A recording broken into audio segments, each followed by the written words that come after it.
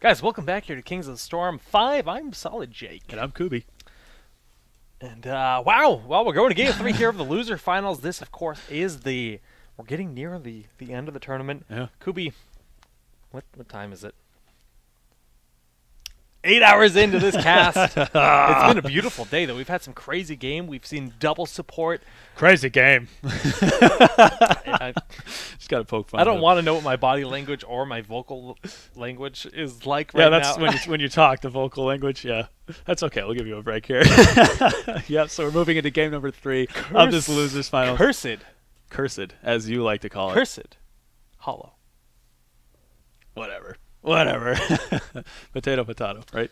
Potato, he No, says. no, that's not what I said. Stop. So we're getting the lobby ready here, and yeah, so Kubi's gonna be starting this lobby up in just a sec. And yeah, I think we're going to move into the pick phase. Let's do it. Yeah, we're gonna Cursed Hollow. Let's switch over to that beautiful draft screen, which has the wrong map listed per usual. Gonna keep usual. So proud. Said Hollow. Oh, jeez.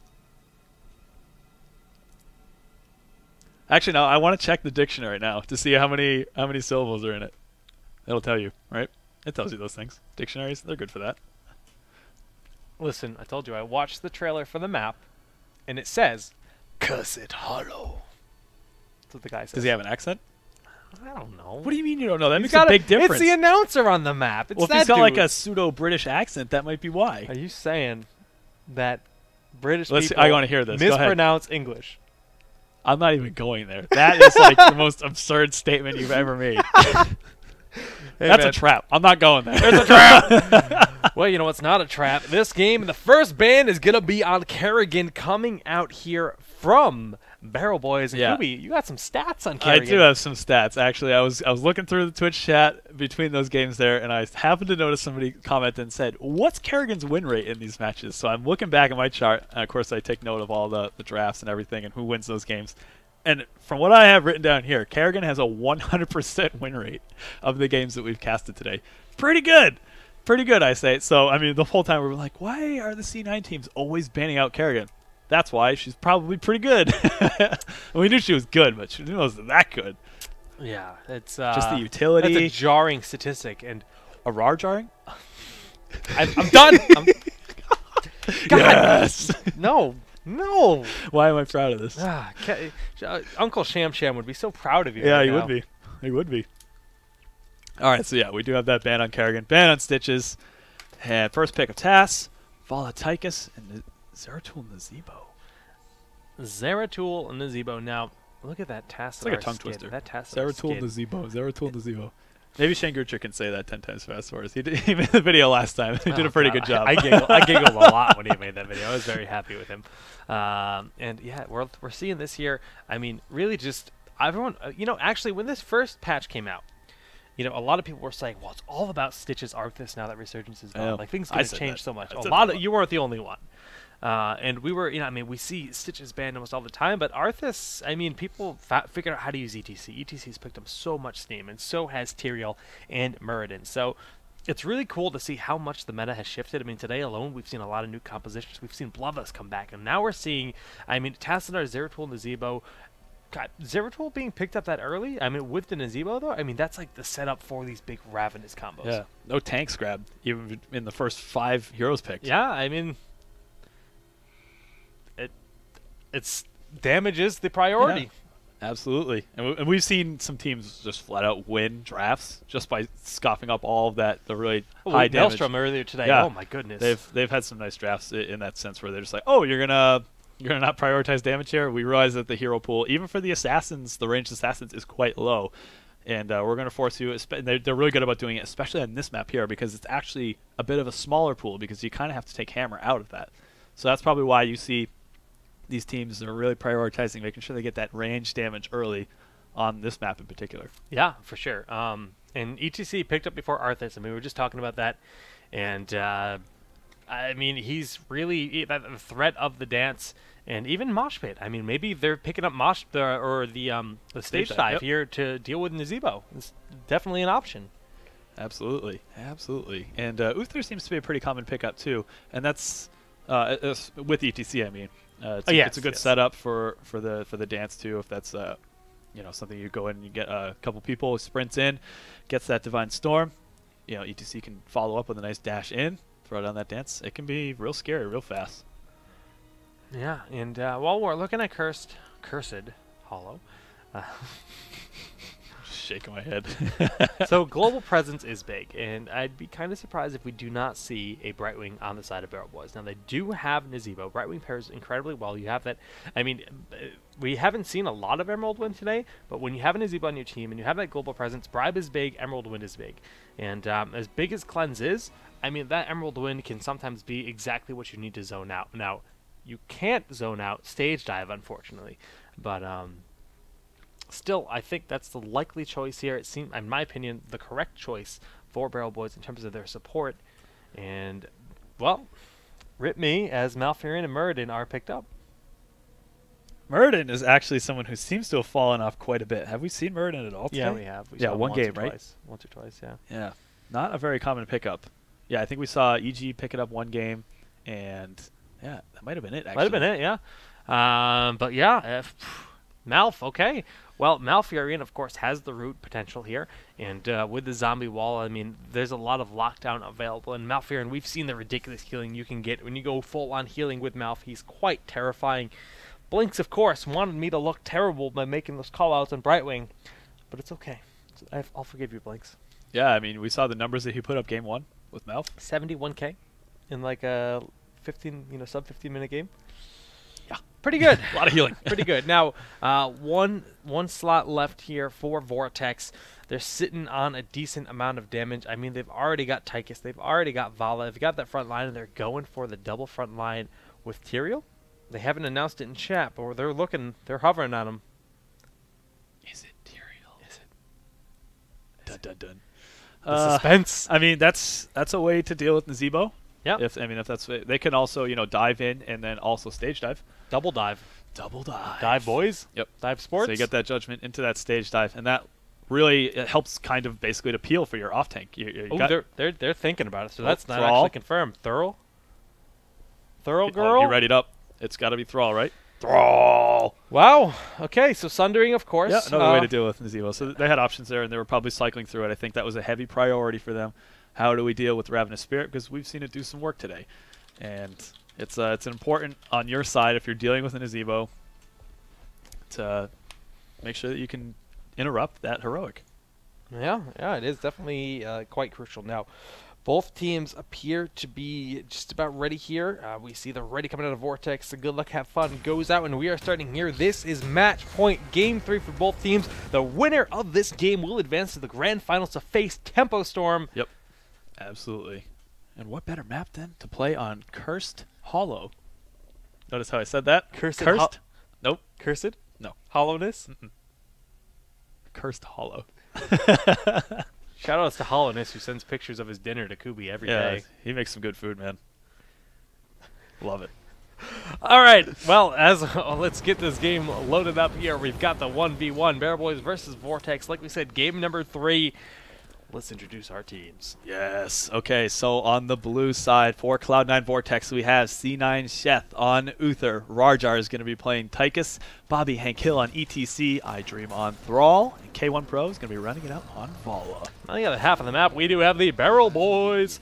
And it's going to have Tassadar being played by McIntyre. Fan will be playing as Zeratul, the Protoss brothers, of course. Nazebo will be played by Drummel. Blinks will be playing as Malfurion. And Muradin played by Fury.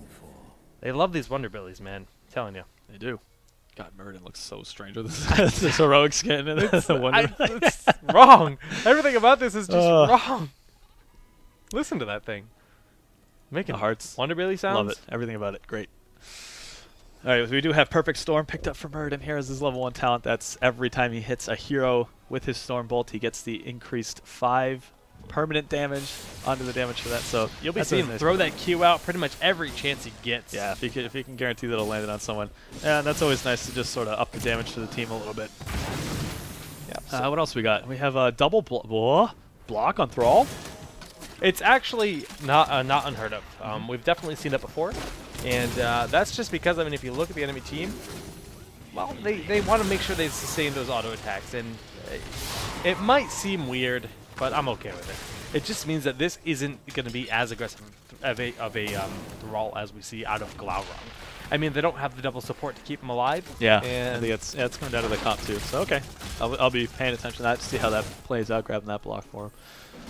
All right, and we have lane structure just about a 1-1-3, a little bit more presence in the mid lane there with Zeratul, but I'm sure he's going to be rotating around to try and get those pickups for our boys. Yeah, that is likely the case. The Protoss brothers, of course, making their way out of that middle lane, and they decide that they're lost. But look at the tiger. The Mad Tiger galloping. The Mad Tiger? Why is it a Mad Tiger? He's a Mad Tiger. Oh, okay. It's a song I used Good to listen to explanation. in high school. That's why. All tigers are Mad Tigers in my world. Good to know. Learned something today. Well, the Protoss brothers going here onto iDream. They're going to try to blow him up, but self-sustain, he's just going to throw that one chain lightning. Is going to give him that heal from his trait, keeping him alive and healthy. This bottom lane, though, under heavy aggression, the triple versus the duo here in favor of Vortex. Slight level advantage here, actually, on the side of Barrel Boys. Yep. Very minuscule at this point, though. Yes. Shouldn't end up playing too huge of an advantage for them. But that means we have level 4. We have some new talents to talk about, guys. We do see the healing ward picked up for Tassadar. A little bit of a scuffle down here on the bottom lane, but gathering power for Nazebo, pretty standard pickup. Shield on Lynx here, so not the full heal build that we saw before. Yeah. I mean, they have run double healing ward in the It's past. still So full heal. Yeah, it's just a different, I mean, priority. So instead of going for heal across the whole party, he's going for the burst, like reactionary. Crap, we need to save this guy kind of heal. So I'm cool with that. I think it's a good play. Yep. Echo Petal was picked up for ETC. That gives him a little bit more AoE damage into those fights that he decides to dash right on in through. We have Melting Point for Tychus, Protective Shield on Uther, and Venom for Thrall. Pretty standard stuff. Yeah, nothing too weird here. I mean, block on Thrall is probably the most uncommon thing we've seen. Yeah. But again, definitely a fine choice, and it's just Silence at that point. He's giving up maybe a little bit of cooldown on either Wind Fury or increased range and mana return on the Chain Lightning. But ultimately, you know what? He's getting a lot of sustainability and survivability from it. So we do have that first tribute that popped up, and I was about to talk about, hey, what strategies teams are going to do. No, Barrel Boys is just like, we're going to pick that up real quick. Yep. Seeing Vortex says we're not having any of that. We're just going to apply some pressure down to this bottom lane here, and some work that they're doing right there. They've already taken out the top tower here, almost taking out that bottom tower, and it's leaving their bottom lane exposed for sure. I mean, Melting Point really helps just kind of blow up that stuff. I mean, constantly Tychus is throwing those grenades at the structures every chance he gets. Lynx, though, is going to be taking a lot of damage. He's out of position here, and the Uther is going to get that guaranteed kill. I don't know why he threw the roots back here. He probably should have just used it on himself. The self-cast might have saved him, but probably not. Yeah, it could have just been a bit of a misclick there. Didn't aim that properly. It's okay, though. We see that they've pushed out the remaining of this bottom lane here. They're going to Hearth back to get some of that mana. And we do have level 7, and we see that it is going to be a full-on heal style. Enduring Growth picked up once again, so that's 2 games in a row where we're seeing Enduring Growth get in there for Nazebo. We're going to see Static Static Shock, I believe it's called? Yeah, Static Charge. Static Charge, yeah. That's for the extra DPS. For those targets that are inside the storm, they get extra damage from those auto attacks. Battle Momentum picked up for Thrall and Vala. That's just to reset those heroic cooldowns even more because of the extra utility and damage output that they have. Really clutch heroics that they're going to be grabbing. Probably Sundering and honestly either Strafe or Rain of Vengeance are both really good grabs there for Vala. So First Aid for Tychus, just a little bit extra to sustain, and the Cleanse, of course, on Uther. Well, we do have a tribute spawning here, and we have an engagement happening over at 4 members here of Cloud9. We see the Dwarf Knock going out for Fury as he needs to back on up. This could very well just be them giving it up, but it looks like they're going to be posturing here. He's able making his way on up. Level 10 has not been achieved by either team. Both teams will be 9. They can stall this out, but actually using Storm there, Moonfire will be used to stall them out. Very nice here. Thrall trying to get the flank, but not going to be happening. And you know, this battle for the tribute, neither teams want to give it up. Healing ward? Absolutely. Yeah. So I'm trying to figure out how it is that Barrel Boys plans on initiating this. Is Murden planning on leaping in to try and lock somebody out? I mean, they're gonna either way. They're gonna end up funneling in through that little space there underneath where the tribute's sitting. And as it is, Vortex has a nice position. They don't need to go anywhere. They can keep threatening by tapping the channel on that tribute, and it's really on the initiative is going to be on Barrel Boys. But Barrel Boys is soaking top and middle right now, and Cloud9 is not. So I mean, depends on how you look at it. They're stalling them out, but Marjar, okay, the Side Storm does come down here to keep stalling them out, and Again, Zeratul just kind of making his way between bottom and they're giving it up now. Level 10 almost achieved. They see they're so close to 10. They're like, all right, you know what? You win. You can have it. And here is a level 10 heroics. Yeah, I mean, it looks like as though they kind of just gave it up. But in actuality, it's more of a stall tactic. If they gave it up immediately, it's certainly possible that there could have been a timing where C9 Vortex would have had heroics. That's true. Barrel Boys wouldn't have. But they just kind of sit there, poke at it. They know they're not soaking, so the soak is even, and they just sort of stall it out a little bit just to make sure that they pick timing in which they're ahead. They pick heroics so instantaneously. Yeah. No thought. Avatar, Archon, Ravenous Spirit, Tranquility, and Void Prison. And on the other side, we have Strafe, Sundering, Stage 9. Yeah. Odin and Divine Storm. But a lot of damage going down the Chef. The Ravenous Spirit being used. Divine Storm coming out of Chef, but it's not going to be enough to keep him alive here. Archon and Ravenous were expelled for the 1 kill. So it's 2 heroics for 1 heroic and a kill. Rajar just poking the team back there, just making sure they don't get too much pressure. McIntyre actually get kind of low there.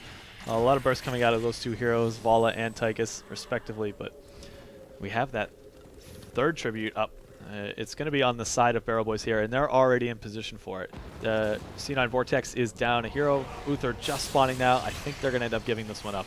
They'd be pushing themselves into a really bad situation to try and take it.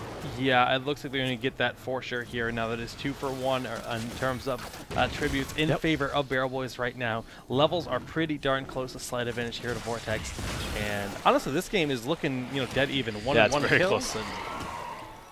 Yeah, so far both teams they're playing it very passively, very careful, playing to the advantages that they have. Very, very slight level lead for C9 Vortex, and it's not going to be a huge deal. They're probably going to hit those, that level 13 talents right around the same time. So really nice play from both teams here. This is the kind of game I want to see on match point for both teams in Losers Finals of Kings of Storm 5. Yeah, this is the kind of play I want to see. Really exciting stuff. 10k healing coming out of Mouth, just staying toe-to-toe with Uther. That will scale ridiculously as the other talents are picked up later in game. Zeratul actually loses his life in the bottom lane to Thrall. He tried to take that 1v1, and iDream just, outclassing him. The self-sustain available there on Thrall is actually quite ridiculous. So that's going to be able to be a nice pickup, and we see this big engagement happening in the top tower. It looks as though Vortex was really trying to press out that fourth there, trying to get that pickup. And, honestly, this spawning of the tribute here, it's pretty fortunate for Vortex. They already have a large presence up in this top lane here, and they can just kind of shift it back a little bit and get set up for the positioning on this top tribute here. This one's definitely one that they have to take. If they don't, they're giving up Curse for Barrel Boys here. So, and it doesn't look like Barrel Boys is going to be here to contest it at all. I mean, they can give it up. We see Chef is going to be grabbing it, so it's 2 for 2 in terms of tributes right now. Yep. Next one's do or die for that Curse. Do or die. And it's, it's really going to come down to a big fight for that. I mean, one team, in theory, could give it up to try to take a boss, but it's a very uncommon thing to see happen. And we see this top lane, a lot of aggression. Curse Fury is taking a ton of damage. He's going to pop Avatar to stay alive. Chef not getting hit by the root. We see the stage dies in. The Divine Storm to keep Fury locked down. The Tranquility comes down, but it's not going to be enough to keep him alive. And that's 2 heroics for 2, but they also pick up a kill on the side. Yeah, and they're also going to lose this fort too, it looks like. And actually, is there any... Yeah, Blink's going to be able to get out of there. Yeah, nice root. Kind of a tricky situation. Yeah, had that root not gone down, they might have been able to get on the other side of him and lock him down. In the meantime, we have McIntyre pushing down pretty hard in this bottom lane. Still getting that soak. They're only down by about a level, considering those kills. He pops Oracle, and he's greeted by a Thrall in his face. This is terrible. Thrall can do so much damage on a 1v1, but as Blinks is the first one to arrive, it's going to be the wasted healing ward, which is really nice. I mean, a little bit of healing done there, but that's a big Void Prison Archon being used here, chasing Chef on out with we have Fan chasing Chef as well, zoning him very well. McIntyre is so low, and he's going to lose his life to the Chain Lightning out of Thrall. This is going to be a curse here. I mean, that's just Salt tactic. It's still a 4v5 in favor of Vortex, and it should be the first curse. Yeah, unfortunately for Barrel Boys, that Muradin pickoff that happened up top, that really kind of hurt them. Yeah. Muradin wasn't actually present for a good chunk of that fight. Since it's bottom, this is a really easy rotation for Vortex to make. They're just going to come down here, really quickly blow up this bottom fort, and they're probably going to move forward, honestly. They might even get aggressive on those knights. I see that Nazebo is rotating up to take them. I can understand why Barrel Boys is trying to secure this, because it's the logical rotation for Vortex to make. Yeah, I mean, we see them picking up these, and that's great and good and dandy, but, I mean, they have full map control here. They'll probably pick up this fort and back up and grab their boss. Yeah, that makes a lot of sense, especially considering the tier advantage. Just hit level 16, so while we watch them destroy this mid fort here, we can talk about that a little bit. Double Stone Skin for Tychus and ETC, pretty standard pickups for those guys, just to make sure that they have that extra sustain in those team fights. Going for the offensive boss. This is a cheeky... Don't tell Barrel Boys. They don't know. Keep it secret. Keep it safe. Well, we do see them rotating up, though. They might actually try to check this. They do have Tassadar with the vision, and there it is. They're well aware of what's going on here. Fan does have Void Prison. Not yet. He has another 15 seconds. 15 seconds. That's a long time. Odin is used here by Rarjar. They can't. They have all their heroics available. Strafe, Sundering. I mean, Sundering can use to zone this out completely if it comes down to it. And we see that happening right there. As soon as the boss with the dice, Sundering goes down. The Divine Storm just pick up that one kill. Strafe and Ravenous Spirit doing a lot of work. The Ravenous chasing them on out, but it's not going to be enough to get a kill here. Yeah, they lose the boss there. Muradin ends up dying in that fight too. Boss is going to be pressuring in there. Oh, they're going to get this pick up on Fan. Does he have? Oh, a nice juke. A nice juke. Oh, stage dive going in here. Just the end Ah! from Chef picking up that kill. Ooh, boy. I'm done. I'm done. Wow. That was beautiful. Really nice play from Fan there. That was absolutely the only way that he could have survived that situation. I don't think I've ever squealed "ooh boy" on a cast before. That's a first. A, it's a long day. B, that was hype. Yeah, that was pretty good play there from Fan. Nicely done. That said, things are still looking really good for Cloud9 Vortex here. Barrel Boys is just now finishing cleaning up that boss that was pushing in top lane. This gives Vortex plenty of time to rotate down, take their boss, and they can put even more pressure on the bottom lane. They can choose to push with it. They can back up and take Bruisers and then the Giants respectively in the top lane. The world is their oyster. The world is their oyster, and I am their pearl. Like Jake said, long day. Oh, boy. All right, so boss is just kind of parading down in this bottom lane. We can see the other boss did a lot of work on these structures here. Middle lane has Knights, or Bruisers, if you will, pushing on out here in favor of Barrel Boys. That's pretty much all they have going for them, though. They're down in levels. They're on the same talent tier. Yeah, which they just hit level 16. So we can actually talk about Tassadar's build a little bit. He did go for the Prescience and the extra Dimensional Warp there. That's a lot of sustainability. It's going to be very hard to kill Tassadar. Specialized Toxin once again for Nazeebo. That's pretty much the only thing that Nazeebos tend to grab these days at that tier. We do have Stone Form for Muradin. That's actually 50% HP healed over a certain amount of time. So as soon as he takes damage in any team fight, he's probably going to tap that D. He's going to get in there, and he's going to heal up, and it's going to be really, really hard to kill Muradin. We also have Tenacious Roots and Double Bombs, also pretty standard picks for Muradin. I mean, Malfurion and Zeratul. Yeah, sometimes we see other talents picked up here and there, but yeah. I mean, Tenacious Roots have a lot of popularity right now. I missed the man build. That's when you spec purely into root damage and rewind, and you get the double roots. But man, roots. Not a very common thing here to see in competitive heroes. Now, this tribute will in fact be going to them. Now, right now, Barrel Boys is one tribute away from a curse. So if they manage to take a team fight and they manage to get a big swing, they get a curse, and they can get a lot of structure damage and catch up in the levels.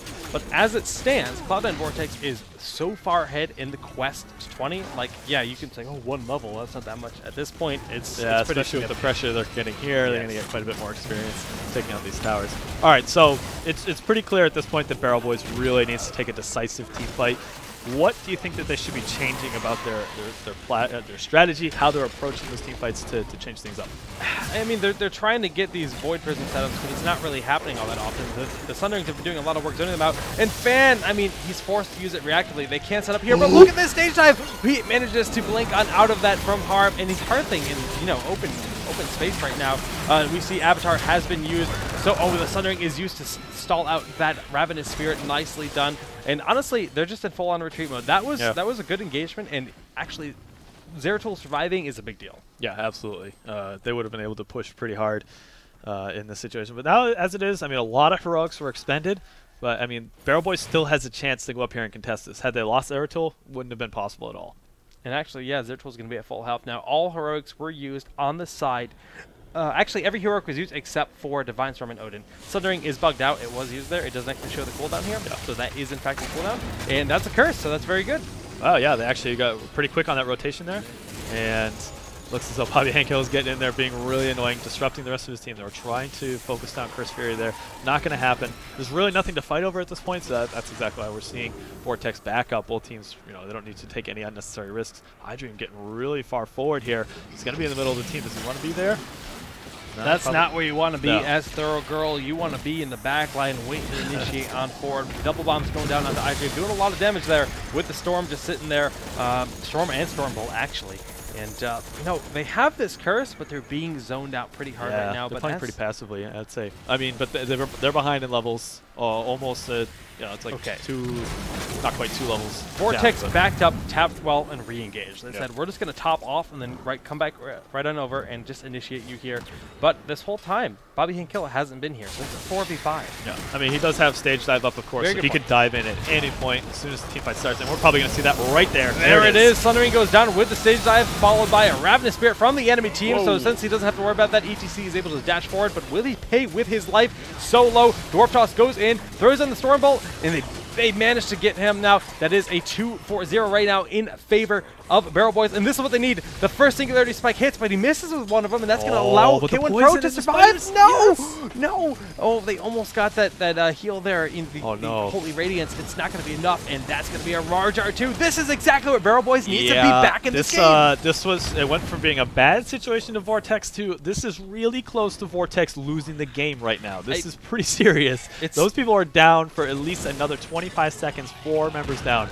This is a lot of pressure on C9 Chef to just completely avoid. Now, it doesn't look like Barrel Boys are getting super aggressive here. I think that they could have pushed in and easily taken one of the keeps. I'm not sure that they're playing so safe. They're playing so safe. I think at this point it's too safe. Yeah, I mean, they should have at least taken out 5 seconds left on this boss. I think they should have blown up these towers and moved on to the boss. What they're opting to do is play incredibly safely, and then I think what they're going to try to do is take the other boss as well.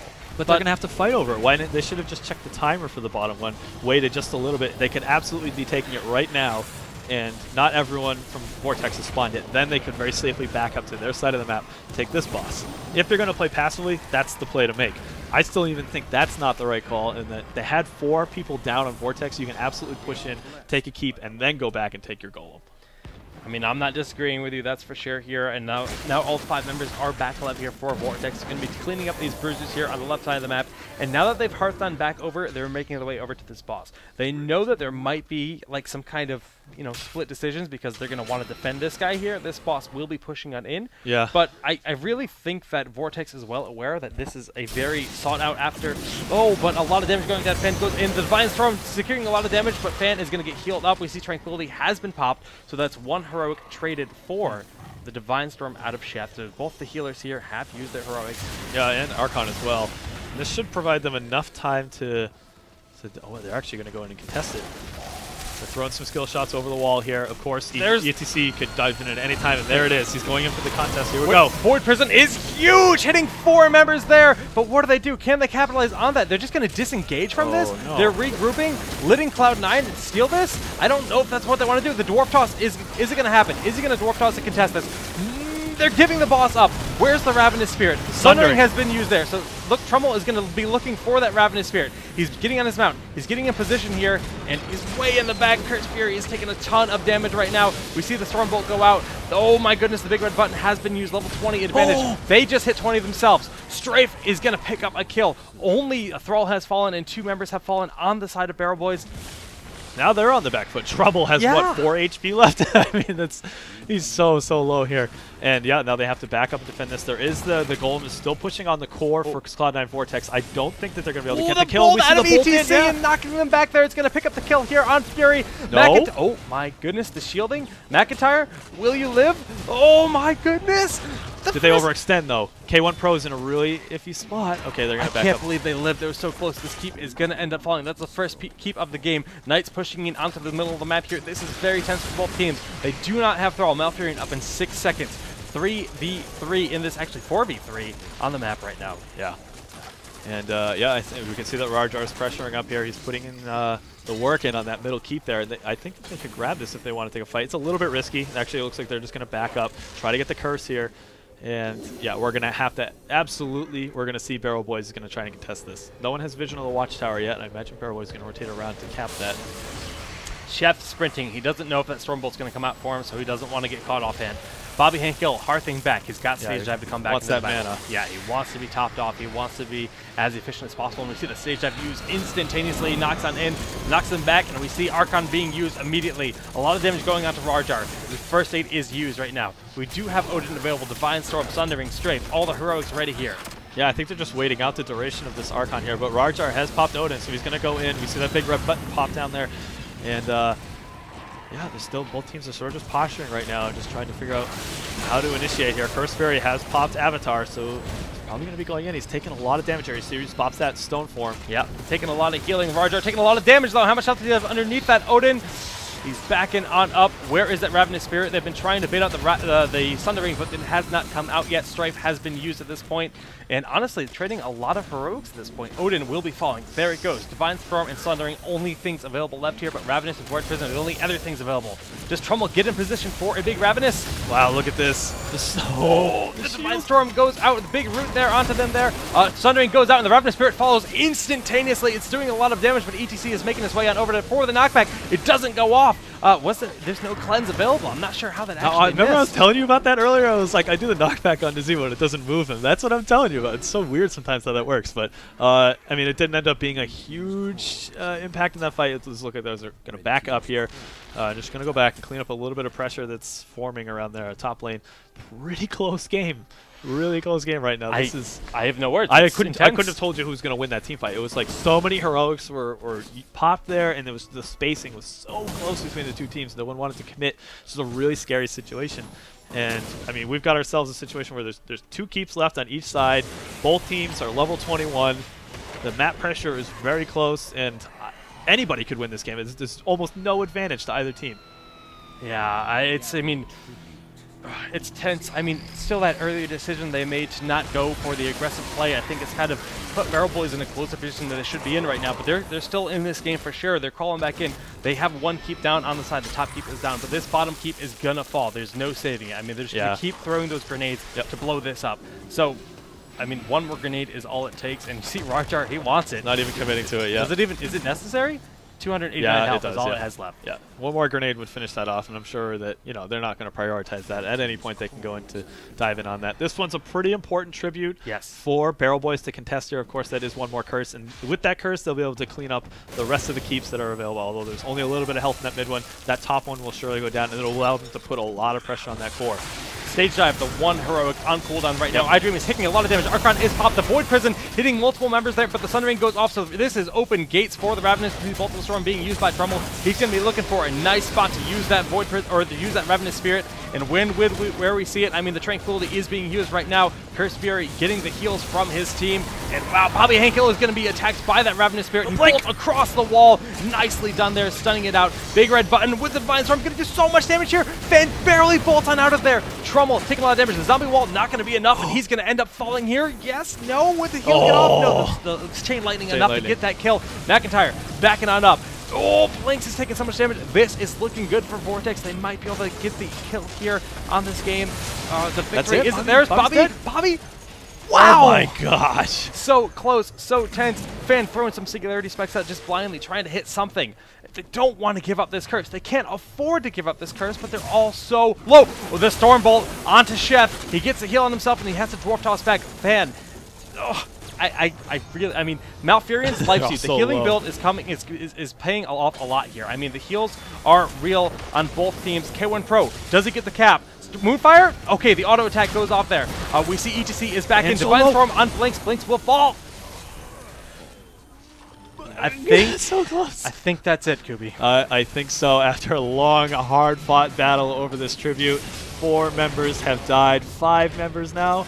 Yeah, there's no way McIntyre is going to get out of this situation. He has used both of his dimensional shifts. He's really just trying to hope to stall in the situation. They have the curse going in.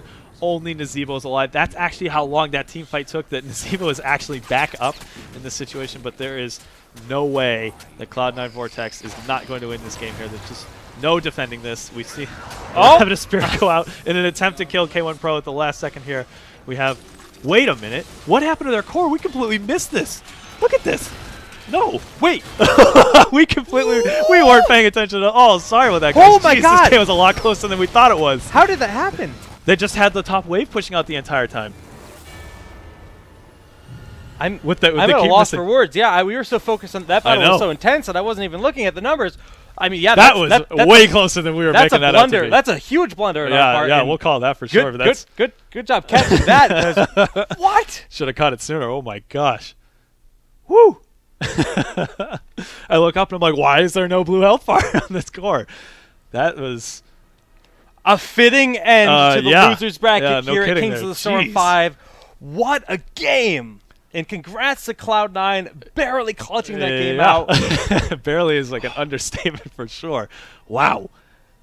Oh my goodness. I bet Cloud9 looked up and was like, oh boy, this is a big deal. And that's why they didn't push in to take that core immediately. We're like, how come they're dancing around here, not going for it? That was why they're all running back to the core to make sure they didn't lose. 3%. Yeah. Woo. Close one. Well, I need a breather. I know, right? So we're gonna take a 5-minute break here Yep. to prepare for our grand finals between Cloud9, Vortex, and Tempo Story. It is a run back here because